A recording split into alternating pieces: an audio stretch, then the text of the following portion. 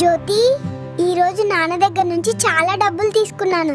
త్వరగా స్టార్ బక్స్కి వెళ్దాం, లేదంటే ఈ డబ్బుల్ని అమ్మ లాగేసుకుంటుంది. జ్యోతి, నువ్వు రెడీగా ఉండు, నేను కార్ తీసుకొని వస్తున్నా. లాంగ్ డ్రైవ్కి వెళ్దాం ఈరోజు. జ్యోతి, సామాన్లు తర్వాత తెస్తాను.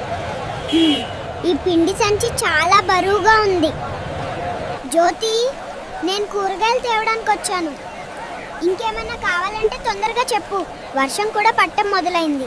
బర్రెలు పట్టుకుని ఎక్కడికి వెళ్తున్నావు? మార్కులు బాగా రాకపోతే అమ్మ బర్రెలు మేపాలి అనింది, అందుకే ఇప్పటి నుంచే నేర్చుకుంటున్నా. బాబు, నిన్ను ఇంట్లో నుండి ఎందుకు గెంటేశారు? మా అమ్మ తలనొప్పి అంటే ఇంకా సీరియల్ చూడమన్నా, అంతే గెంటేసింది. బాబు, నువ్వేం చేస్తుంటావు?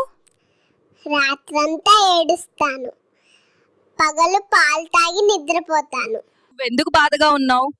నన్ను తోడు పెళ్లి కొడుకని చేస్తే నాకు కూడా పెళ్లి చేస్తారేమో అనుకున్నా, కానీ ఊరికే కూర్చోబెట్టి పంపించేశారు. ఎక్కడికి వెళ్తున్నావు పాపా?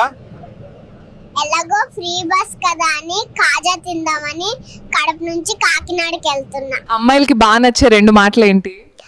ఒకటి మేకప్, రెండోది బ్రేకప్.